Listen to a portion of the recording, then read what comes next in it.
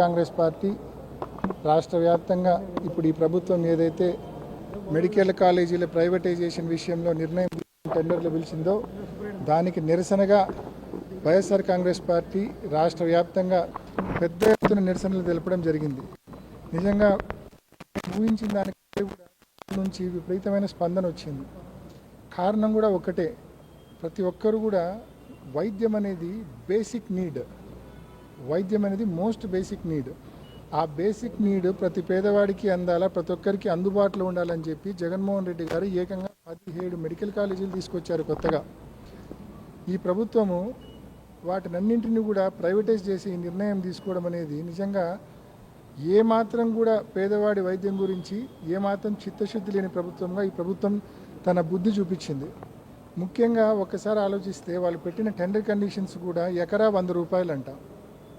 ఎకరా కేవలం 100 రూపాయలు అంటే పులివెందుల మెడికల్ కాలేజ్ ఉదాహరణకు తీసుకుంటే, మదనపల్లి తీసుకుంటే, మదనపల్లిలో 100 ఎకరాలు ఉంది, పులివెందులో 50 ఎకరాలు ఉంది, హిందూపురంలో 60 ఎకరాల దాకా ఉంది. ఎక్కడ తీసుకున్నా అంటే కోట్ల రూపాయల విలువైన భూమి, బిల్డింగ్లు ఉన్నాయి. వీళ్ళు కేవలం 100 రూపాయలకి ఎకరా ఇస్తూ ఉన్నారు. దానికి తోడు కండిషన్స్ ఏంటంటే సీట్లు అంట ఎంతకైనా అమ్ముకోవచ్చు అంట. ప్రైవేట్ యాజమాన్యాలు ఎంతకైనా సీట్లు అమ్ముకోవచ్చు అంట. దానికేం ఒక బార్ లేదు, ఎంతకైనా అమ్ముకోవచ్చు.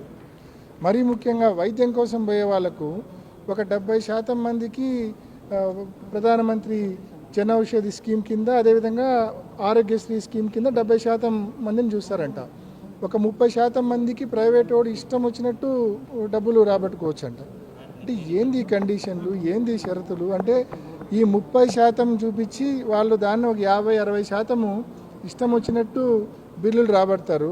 కేవలం ఆరోగ్యశ్రీ అనేది నామకే వాస్తే ఒక 30-40% మాత్రమే అమలు అయ్యే పరిస్థితి ఉంటుంది. అంటే ఇంకా పేదవాడు వైద్యం కోసం ఎక్కడికి పోవాలా? ఒక మధ్యతరగతి కుటుంబీకుడు వైద్యం కోసం ఎక్కడికి పోవాలా? ఈ మాదిరి బిల్లులు వసూలు చేసే పరిస్థితి ఉన్నప్పుడు నిజంగా పూర్తిగా ప్రైవేటైజేషన్ చేయడం వలన పిల్లలకు చదువు అందుబాటులో ఉండదు, కాస్ట్లీ అవుతుంది. నెంబర్ 1. పేదలకు, అదే మధ్య తరగతి వాళ్లకు వైద్యం అనేది చాలా భారం అవుతుంది, కాస్ట్లీ అవుతుంది. ఆరోగ్యశ్రీ స్కీము నిర్వీర్యం అవుతుంది. దీనివల్ల అన్ని రకాలుగా నష్టాలే. ఈ నష్టాలు ఉన్నాయి కాబట్టి వైఎస్ఆర్ కాంగ్రెస్ పార్టీ గడిచిన కొన్ని వారాలుగా మేము గట్టిగా చెప్తా ఉన్నాం ఈ ప్రభుత్వానికి, ప్రైవేటైజేషన్ చేయకండి, చేయొద్దండి అని చెప్పి గట్టిగా అడుగుతా ఉన్నాం. ఇప్పటికైనా ఈ ప్రభుత్వాన్ని మనవి చేస్తూ ఉన్నాం, ఈ ప్రైవేటైజేషన్కి ఏదైతే టెండర్లు పిలిచారో ఆ టెండర్లను వెనక్కి తీసుకొని ప్రభుత్వ మధ్యలోనే ఈ మెడికల్ కాలేజీలు రన్ చేయమని చెప్పి గట్టిగా డిమాండ్ చేస్తూ ఉన్నాం. పెనుగొండ మెడికల్ కాలేజ్ 470 కోట్ల రూపాయలతో టెండర్ పిలవడం జరిగింది. గత ప్రభుత్వం కేవలం 35 కోట్ల రూపాయల వర్క్ మాత్రమే జరిగింది.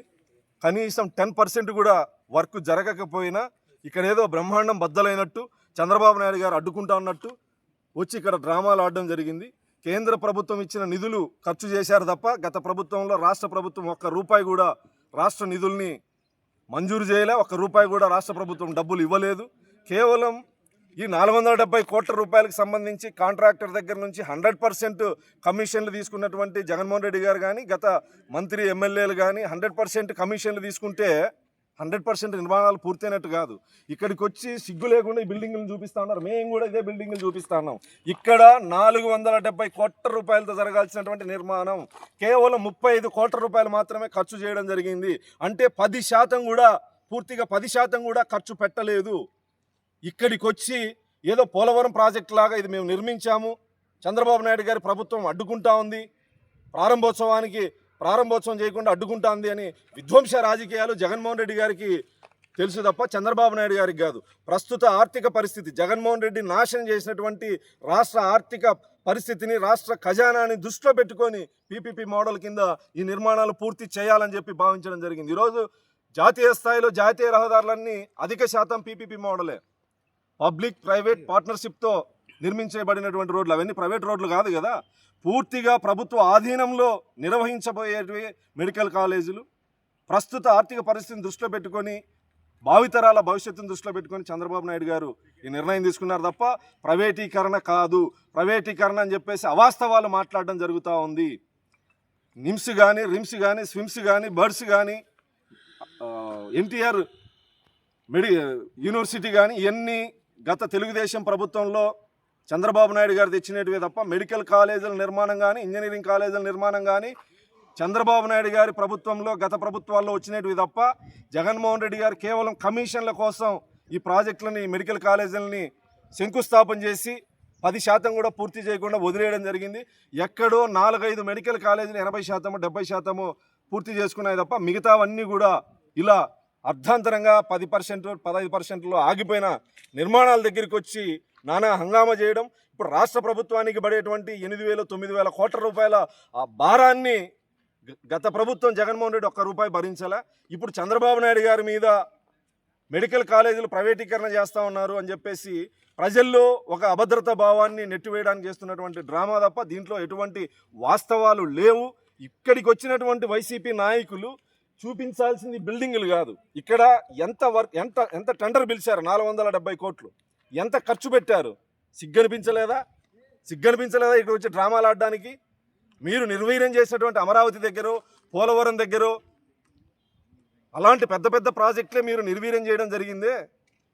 చంద్రబాబు నాయుడు గారు ప్రభుత్వం ప్రజా సంక్షేమ ప్రభుత్వం.